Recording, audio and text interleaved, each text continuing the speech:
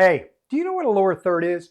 It's something in a video that tells what's going on screen, like this. And I can show you how to make your own just like it.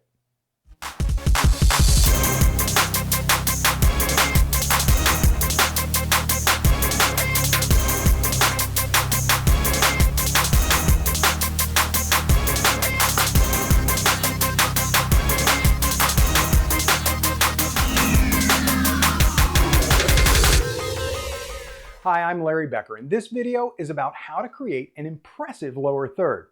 Now, these are great to add credibility and a professional touch to your videos, and you can put stuff in your lower thirds that give your on-screen presenter added credibility. For example, I didn't have to say what my title is. The lower third did that job for me. Now, I'll be using Photoshop and Screenflow for this tutorial, and if you're not a Photoshop user, no problem. I've even made a download so that you can just use the graphics I created in Photoshop and put them into Screenflow and then animate them there. Now, here's a simple lower third. And if you just add text using the default tool in Screenflow, this is what it looks like. You can apply a simple video action and make the lower third appear like this. Pretty cool, huh? And for a lot of people, this is all you need. But if you want to step up your game and have a modern high-tech looking lower third that's animated and it appears like this, stick around and I'll show you how to do it. One more thing, if Photoshop is brand new to you, just fast forward to the Screenflow part. And if Screenflow is brand new to you, this might be a little advanced, but you'll probably catch on. You can watch and see how it works, but it might be a little challenging. Oh, and since Screenflow is Mac only, this training won't work for PC users. I'm sorry about that. So let's get started. For this project, you'll need a pretty good working knowledge of Photoshop, and you'll need to create a multi-layered document, a lot like the one that I have here. Now, the important thing on the document parameters is that you should create it 1920 pixels wide and something like 260 pixels tall, like I have here. You need to also make sure that it's a transparent background. And so I'm going to go ahead and start with a multi-layered document, and I'll show you what I've got going on in the various different layers. But the important thing is 1920 wide. All right, so looking at the first layer, it is just a dark blue panel with a little bit of a gradient fade on the end. The next panel up is a gradient from a light, almost white blue over to a medium blue. And again, there's a little fade on the end here. The next panel is this panel on the left, just a solid panel with a hard edge. And another panel that looks very similar. And when they're all turned on and stacked, it looks like this. Now we're going to export each of these layers into their own document, as each one is going to be a transparent PNG file. So turning on just one layer at a time, we're going to export this layer and we're just going to call it o1.png. So you do this by exporting to web. So Shift Option Command or Shift Command Option S on a Mac will give you the Save for Web dialog box. Now, if the last document you saved or the last item you saved in this way was a JPEG, this is what it's going to look like. But that doesn't work because there's no transparency. JPEGs can't use transparency. So you need to make sure that you choose PNG 24 and make sure that transparency marker is turned on. So there we go. PNG 24 transparency is turned on. We'll click Save and give it a title, o1.png. Saving it to the desktop. There we go. Same thing for number 2. Command Shift Option S. Save. O2. And do the same for the other 2. Okay, so we've saved those 4 pieces. Now I have a separate document that I want to show you. It is a layered Photoshop file. The bottom layer or the background layer is black, and the top layer is this kind of lens flare looking thing. And so I just want to save that lens flare. I don't want to save the black background, so I'm just going to choose that and do the same thing. Command Shift Option S, save it for web, leaving it at its size, which is 201 pixels by 200 pixels. That's just what it happens to be. Clicking Save. I'm going to call this Flare and it's already pre-titled flare.png. Save. There we go. All right, so I'm going to put away Photoshop for now. We don't need it anymore. And here's all the files, and you can ignore the folders on the desktop, but I want you to notice I've got a little movie file. We're going to use that in this example. And then I'm going to put I'm going to do this in order. 1, 2, 3, and 4, and then the flare. Okay. Now we're going to create a new Screenflow document. So let's bring Screenflow to the foreground. Screenflow is over here. There we go, Screenflow. So I'm going to choose File, New. And I'm going to choose to create a 1080p HD new document. If it's set up for new recording, ignore that. And then just go here to New Document, 1080p, 1920 by 1080. There we go. All right, now it's taking up my full screen. I'm going to go to the bottom right and drag in just a little bit to give me just a little bit of a peek at what's going on the desktop. Now from here, I can add elements to this untitled article, or untitled video rather.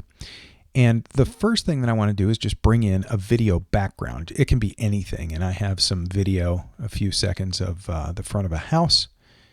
So I'll bring that in first. And we'll put it here. And this turns out to be about 20 seconds long. Let me stretch out the timeline so we have a good working timeline. And let's just have a quick look at this. All right, the audio doesn't matter, so I'm going to click on that clip, and I'm going to take the audio down to 0 because it just doesn't matter. There's a little dog barking in the background. All right, so that's kind of boring right there, but we'll start it like right about there. I'll clip, get rid of that piece, and then the working video is something like 15 seconds, 14.5 seconds long. That's fine. Now I'm going to move that down to this bottom layer. And now I'm going to bring in all of the pieces we just created from the Photoshop document. So going over to my media library, you can see the video that I brought in just a little bit ago. But now let me add the other pieces, and I'm going to do it one at a time. You could theoretically, you could go out here and grab all of them and drag them all over, but sometimes they come in the wrong order. And while that's not a big deal, it kind of helps me to keep everything straight if I see everything showing up in the right order. So I'm going to bring in o1.png, layer it right there. O2 on top of it. Now I don't have any more room to drag that next one, so I could drag this empty layer up here like that and add O3. And rather than do that again, I'm going to just highlight everything and drag it down a couple. There we go. Next is O4. And next is the flare. I'm going to leave that there for now. All right, so this is what I have in my working space. Let me change so you can see a little bit more of what's going on. So this is everything that's going on here. I'm going to take this one and throw it away. Okay, so I have my various different pieces and 5 seconds to come in. Now I'm probably going to go 10 seconds on this lower third. So let me drag that out. I highlighted them all and drag them all equally out to 10 seconds. So this is my lower third. Everything came in because we saved it as transparency, and we had a specific size for each of the pieces in relation to one another within the transparency. Everything came over and it hits in exactly the right place in relation to one another. It happens to land in the middle of the video frame, and we don't want that. So while they're all highlighted, we can just move it down and snap it to the bottom edge of the frame, and it does that automatically. There we go. All right, so now all of the pieces are in the right landing spot. And what we're gonna do is bring them each in from off camera. We'll bring them into the frame, into this final resting position here over a period of 1 second. So let me move this timeline marker back to the 1 second mark. I'm gonna highlight all 4, but not 5. I'm not gonna highlight the background video that's going on. That's just gonna stay there. But all the pieces, the 4 pieces of the lower third, I am going to highlight. And what I'd like to do is add an action. So I'm going to go to the video portion of the panel. I'm going to click Add Action. The action comes in on all 4. And now I'm going to click, hold, and drag to the left to stretch it out. So that action will take place over that 1 second time frame. Now, where it starts is what we're about to change. Where it ends is perfect. We like where it ends. This is exactly what we want. Now we're just going to take this timeline slider and go to the very beginning of the video. And because everything is highlighted and all these video actions are highlighted, if we move something, all 4 of these are going to move in the same direction, the same distance, the same amount. We don't want to do that.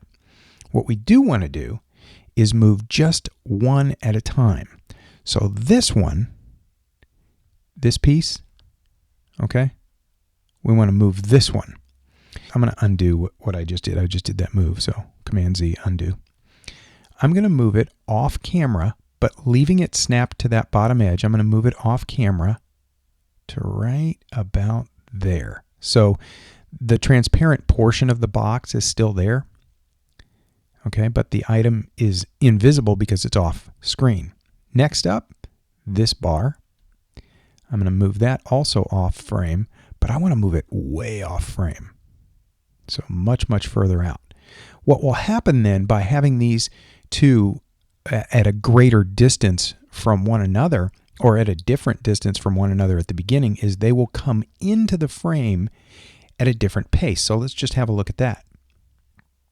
See how that worked? And I probably want to reverse those. So let's do this. Back to our beginning. I'll bring this to where this is just barely off. And this one is way off. There we go. Okay, so now let's see what it looks like. It's kind of neat. Okay, next up, again, back to the beginning. We're going to move these pieces. So this one will move off. That's the back blue panel.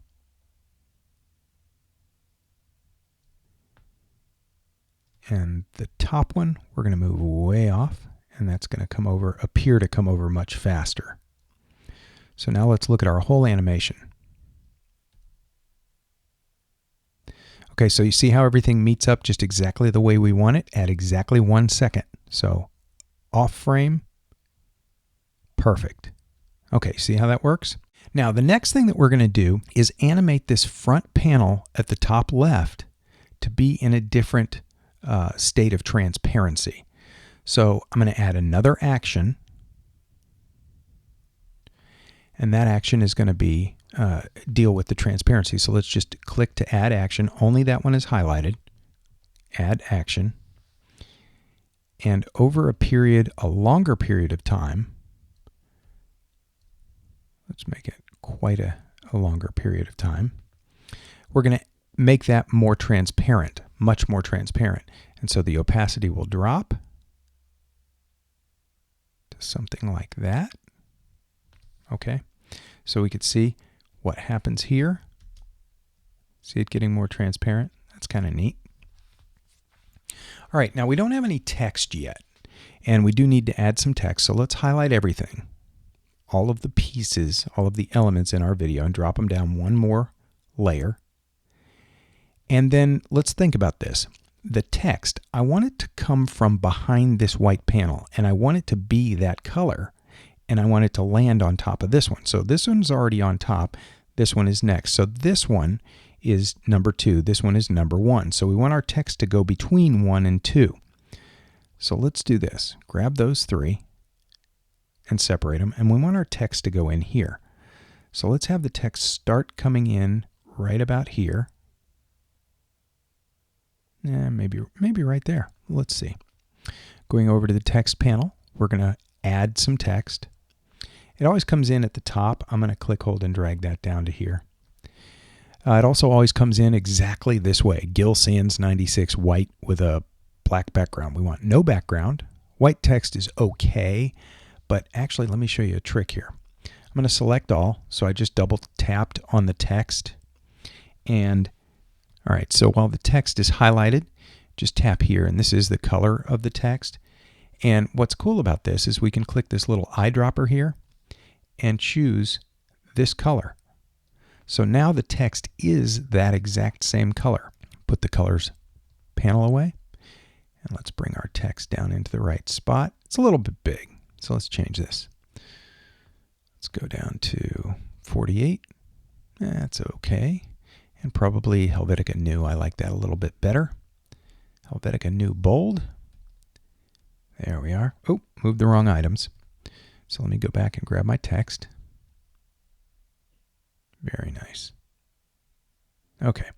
So the text is not going to say text. It's going to have the title or whatever this thing is. You can put a person's name or whatever you want here. Okay. So there's our text. And again, I want to move it to the right spot. And you see how it's snapping to different things? If that's ever annoying, just hold down the Command key, and it allows you to kind of float it around without it snapping to something annoying. I need to make sure that the text stays there as long as the lower third is there. Now, what we're going to do is we're going to bring the text in from behind here. So right now, if I were actually to click on this text and move this box, you can see it actually goes behind that bar. So that's kind of cool. What we want to do, though, is make it move out via an action. So again, let's move ahead a little bit on the timeline. Click on the text line, and then we're going to add a video action. So going back to video, add a video action. And you can see there's the little video action. And what we need to do is now move the timeline marker to the beginning of that video action, and let's have it appear. So it will move into place from back here. There it is. It's kind of hidden. All right, so let's look at what it does. See how it pops up? All right, so back from the very beginning, here's exactly what we've created so far. Very nice. Okay, so that works pretty well. And remember, we had that one other element, the flare. So let's do this. Let's add a flare in here. All right, so in order to add the flare, let's go back and grab it. There's the flare. And think about where we're going to put it. So let's look at how this builds. Okay, the build is there, and then that comes up. And probably right around here is where we're going to start adding the flare. And the flare will happen about the same time as this panel is fading and becoming more opaque. So something like as that fades and becomes more opaque, that's a good place for the flare. So let's just drop it in right around here. There we go. And you see the flare comes in right at the middle. And so let's bring it over to right around here. And see how it's snapping again? I'm going to hold down Command and just let it free float. So something like right about there. And we'll add a video action. So back to video, add action to our flare. And about at that point, I'd like the flare to be somewhere different. So someplace like that. Very good. And then the other thing that I want to do is I want a starting and ending transition on this. So before I close this down and make the flare disappear entirely, I'm going to hold down the Command key, rather the Control key on the Mac, and I'm going to choose Add Starting and Ending Transitions. My transitions by default are fade in, fade out. I'm going to have to change the duration of that just slightly. There we go. So 0.6 seconds, 0.5 seconds. So a half a second on the fade in, and about a half a second on the fade out. Now I'm going to bring the duration down to right about like that. All right, so now let's look at this whole thing.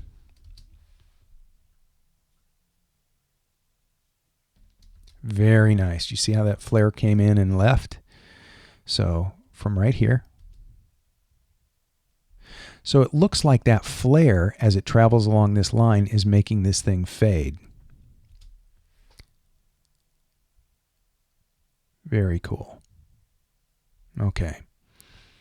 And then if you needed something different as far as the text goes, you could do something else here and split the text. So just highlight your text layer and hit the letter T. Go to the text on the right and put in your second statement if you want to change statements. And then I'll probably pull this out just a little bit and make it a little bit longer. So we have a transition phase here. So now let's look at this whole thing.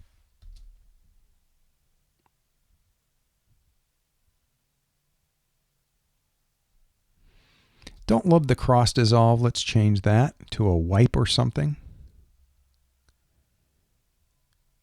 I don't know if I want a slat wipe. Don't want to push. Let's do windshield wipe. Let's see what that does.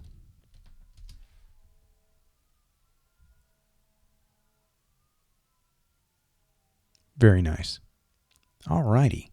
Now, of course, you can make this whole thing fade, but the best thing to do would probably be go ahead and make these items all vanish off the screen the way that they came in. So what I would say is probably start fading. Okay, so we're going to do this over a period of 1 second. So you want your text to start fading probably right around here. So we'll have a closing transition. So hold down Control and click on it. Add ending transition. And let's make it nice and short. Something like that. Then we also want to add video actions to all these other elements. So we'll go up here, add action, draw out the actions. Oops, I unhighlighted them. So there we are. They're all highlighted again. Draw them out to about the 1 second mark. And then we want everything to end up back off screen. And we want them at different paces. So we're going to choose this one and drag it off the screen to something like that. Probably just barely off screen.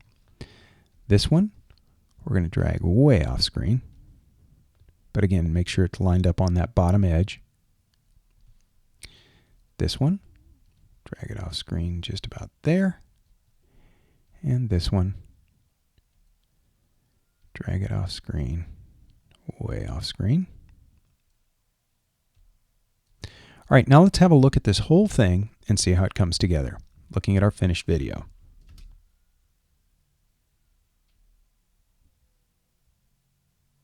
Very nice. Transition on text. And everything goes away. And you see how it kind of peeled out at the same way. And you can change the durations and the times on any of this. So going back to the very beginning, here we go.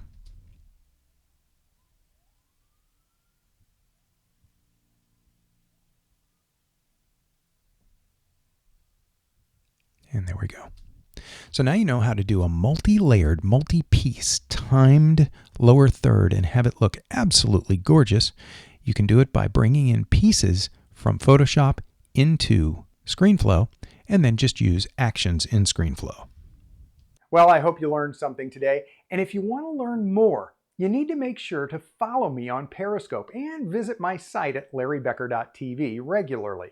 I'll be posting more tutorials like this and even complete classes about simple in-house DIY video production tips, tricks, and techniques so you can do your own videos for your online business without hiring a pro production company. I'm Larry Becker. Thanks for watching.